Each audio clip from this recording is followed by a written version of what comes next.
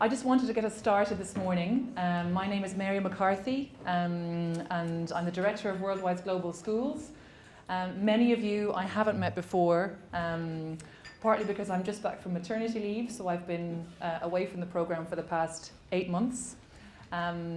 So it actually gives me an opportunity to come back in after a very busy and frenetic first year of the programme. We launched officially last year, to see what progress has been made.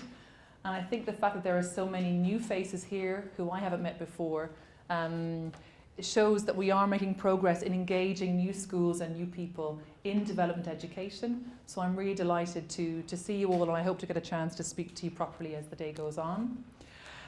My role this morning is really to support the work of Aisling, Lizzie, Brad and Rita in putting the day together, and to give you a brief outline of the programme and before we get into the nitty-gritty of what you'll be doing during the day. When we launched last year as the National Programme for Development Education for Post-Primary Schools, I said at the launch that the case for development education is a compelling one. We need only look at the headlines in the morning to get a sense of the world in which we live in being very frenetic, being massively interconnected, interdependent and very chaotic. It is also a world that is very, very unequal, and one where the chance of where we're born still dictates to a large degree the chances we will have in life, the kind of education we'll have, the kind of healthcare we can access, and in more extreme circumstances, our chances of survival. And development education is a direct and active response to that inequality, which is part of the world we live in. And for that reason, I think that's what has always brought me to work in this area. And I think it's probably a reason why many of you are here today as well. And we want to bring that complexity to our students and encourage an active response from them as well.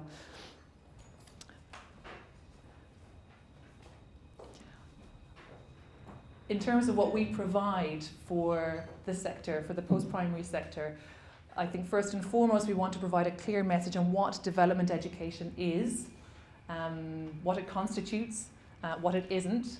And we do that in a number of different ways, by promoting development education, skills-based learning, encouraging a critical viewpoint of the world in ourselves and in our students and in our schools.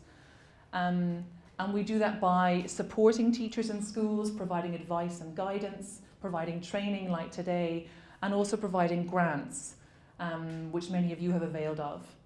But I think you'll agree the grants that we provide as a programme are also only as good as the support that comes with them. You can be given €500 to do a certain project, but if you're supported in doing that project, the support and the grant is what we really feel makes our programme important. However, I know many of you here today are only starting on the journey of development education, and it can be a little bit overwhelming initially. And there are other colleagues here in the room who've been doing this kind of work for many years. And one of the things that doesn't feature on your agenda, but which is probably the most important aspect of today, is a chance for you to meet other peers, other teachers, colleagues who are engaged in this kind of work, to hear what they're doing in their schools and classrooms, and to get ideas from each other about what might work in your own setting. And I think that should be one of the most interesting parts of today, and I hope you'll really use the opportunity to meet other colleagues from all around the country. We're also very aware in WorldWise Global Schools that it's not enough right now to be doing development education, because it remains a niche activity. For all the progress we've made in bringing new schools into this area, it is still a niche activity at post-primary level, and we want to really expand it. So we also need to be making the case for why we engage in development education. What are the broader impacts in terms of teaching and learning that development education can bring? And we need to show evidence for that. So we as a programme have to provide evidence to Irish Aid, our funder, but I think we also need to make the case more broadly for why this kind of work is important and how it can have a long-term positive impact on our young people. And that's why, as you came in the door this morning, you'll have received your welcome pack, and the self-assessment tool that's been developed by the programme, in particular by Brad, is part of your pack and will form part of today.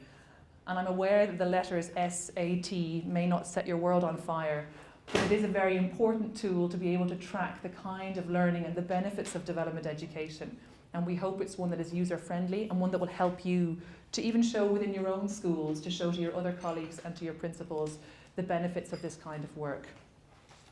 So there'll be more on that later. It's also the reason why we've developed an award scheme, the WorldWise Global Passport, which we hope provides a pathway to show how schools can go from perhaps having development education in one subject area, encouraged by one teacher, to being broadened across different curricular areas, into extracurricular areas, and involving a wide range of students and teachers. So the Global Passport shows ways of doing that, and it also provides recognition and validation for those of you who are working in this area, and to see how you can, for example, deepen the kind of engagement that's happening with development education in your schools. So I'm going to hand over to Lizzie and Aisling in a moment to go through the details of the day and the agenda.